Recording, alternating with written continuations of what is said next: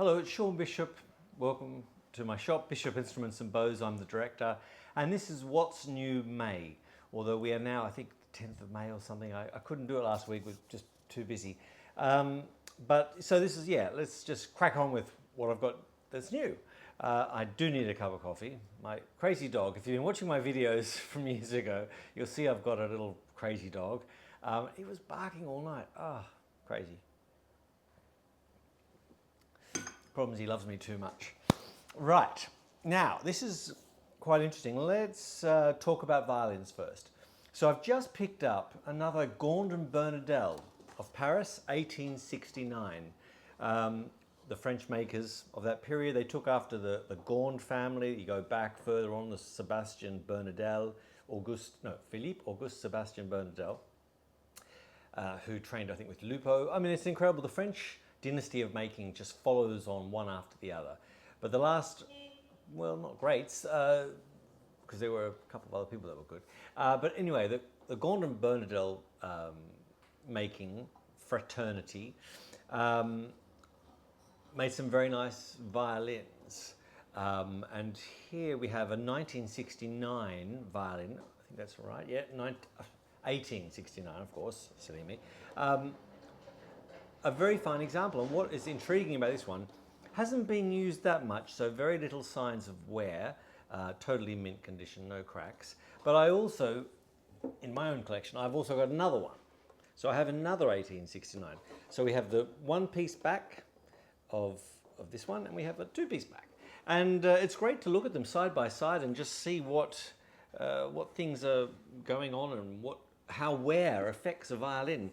So as you can see, this had more use, so the varnish has disappeared on the areas where the hands have been, and the edges have softened down, which is what players like.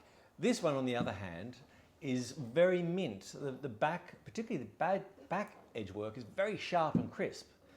So it's quite intriguing to see them both.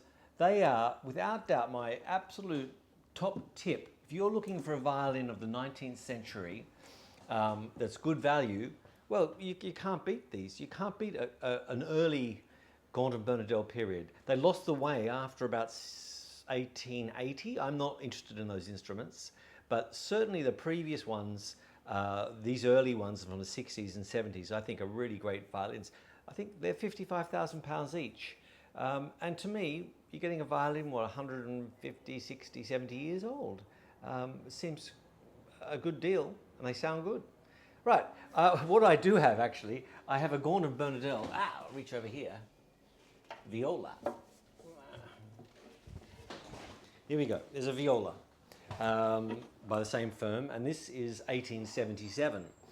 Mint condition also, Stradivari based, probably the Arquinto model is what I think this one is probably based on, that style anyway. But oh man, they're hard to get to sound good. We have to work on this. You know, it's not mine. Let's just say that much.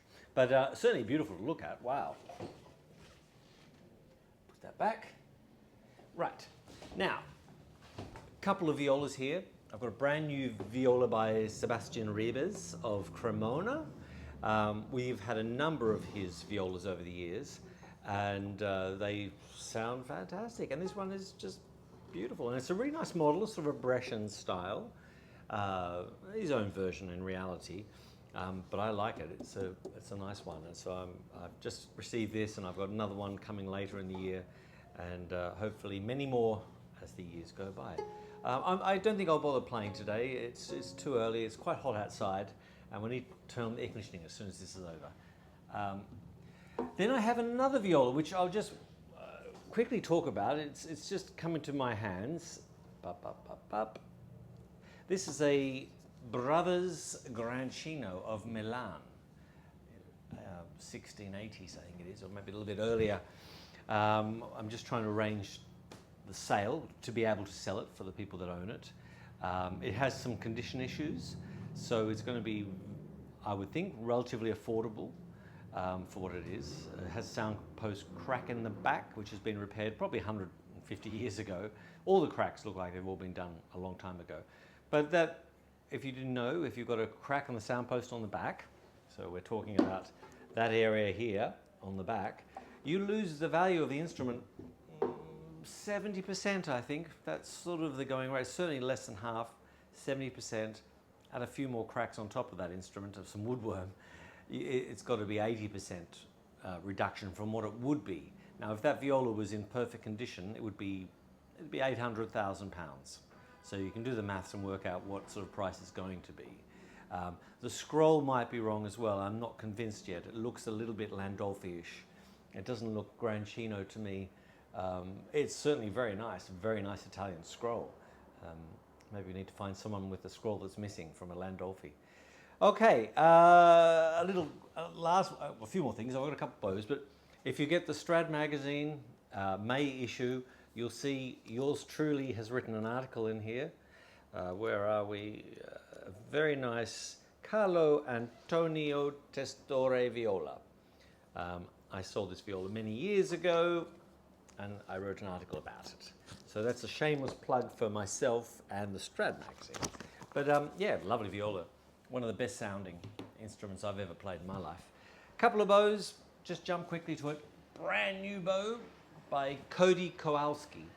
He is one of the young, mega talented bow makers in the world. He trained with Charles Espy, I think from the age of 13 or 14, very young, and he got a trio of gold medals in the VSA competition, I think 2020 or 22 or something like that.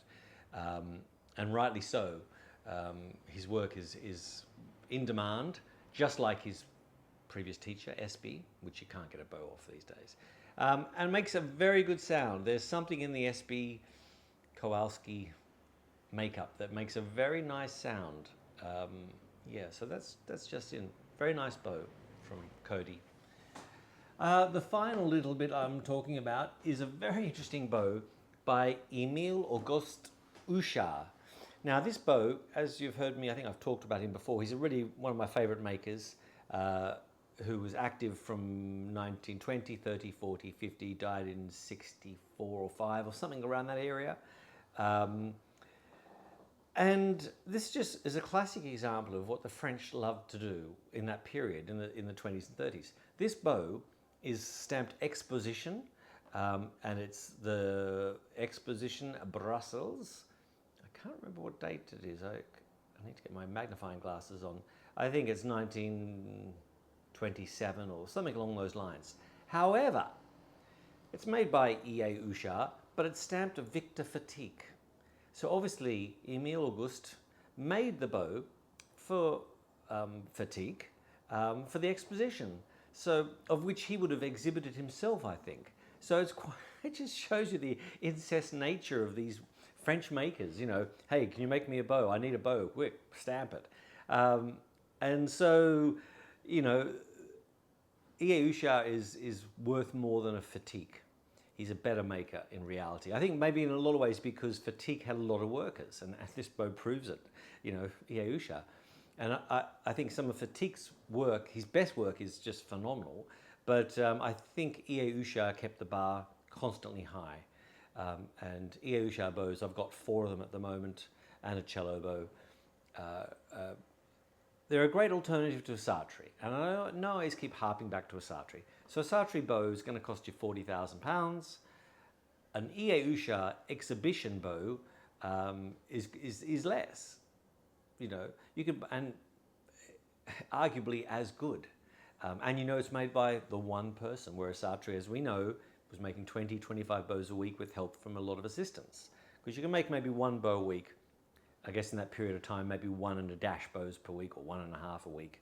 Yeah, E.A. Ouchard did it himself, more or less. Okay, so anyway, that's my talk for this month, and I'll see you soon for some more talks. Okay, bye-bye.